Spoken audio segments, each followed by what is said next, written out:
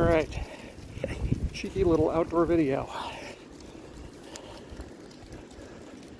It's windy, I don't have a lav, and it's, everyone and their duck seems to be out today, so on this beautiful spring day here in central Massachusetts. So maybe I'll give you a teaser and continue this inside. So, I've got a couple of things on the Matt Colville video on GM philosophy that I want to think about. More of them speak to GM philosophy rather than style, but a couple of axes which are pretty tightly knit together in my mind are sort of the philosophy the GM comes to the game with. Alright, those are: how central are the characters to the story?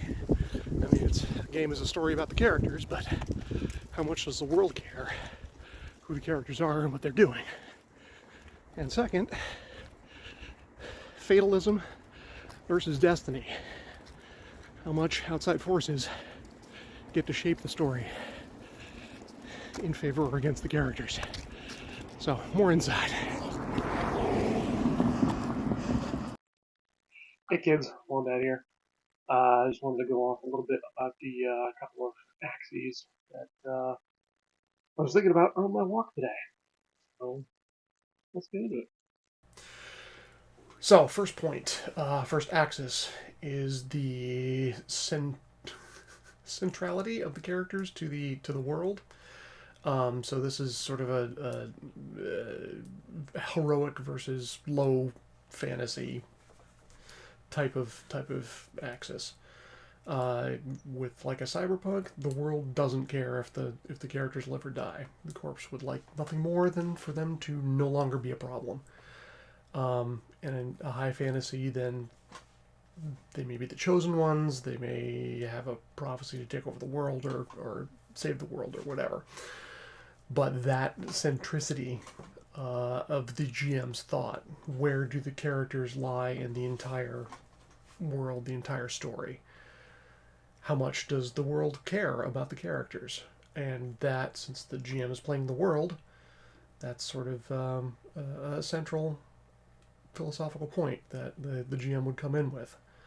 If the characters are nobodies and the world doesn't want them around, then that's going to be a very different style than if they are the chosen ones with the magical MacGuffin who can take over and save everything and prevent their forces of darkness from coming in, or whatever whatever the story entails, whatever you want to put it at. So that's sort of my thinking on that particular point. The second one, like I said, it's closely tied in. It is a lot of this ties in with System 2, but fatalism versus destiny. So how much the world can push on the characters.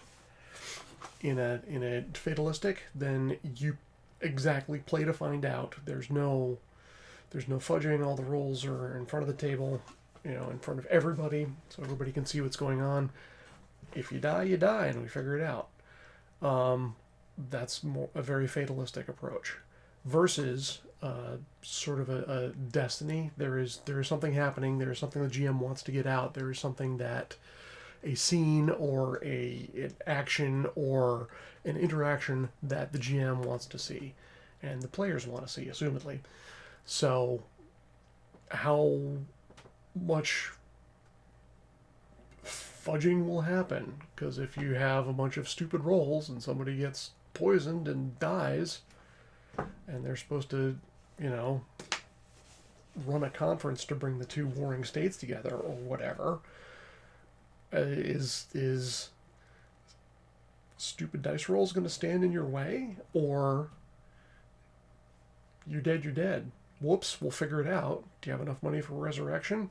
Does resurrection even exist in this world? I mean, those are campaign framing ideas that speak to a GM's philosophy coming into a particular game, a particular table. Now, that's a lot of it is dependent on system, like I said, In a cyberpunk world, nobody cares if you live or die. Characters are not central to the world. They are central to their story and for their neighborhood or whoever they're fighting for. And it's fatalistic. You take a shot, hits you in the head, snaps your spine, done. Roll up a new character. Get back in the fight with somebody else.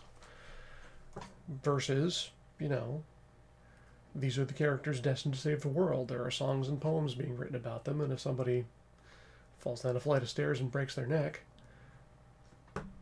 is that going to impact the story? Or is there going to be an easy way out of that? Oh, you didn't really break your neck. Oh, there's a resurrection. Oh, an angel shows up and sets you upright again or whatever. Yeah, that's just something that hit my mind when I heard the video. And it's it's by no means definitive or anything, but that's just another axis or two to think about. As always, feedback welcomed. Game on. We'll see you next time.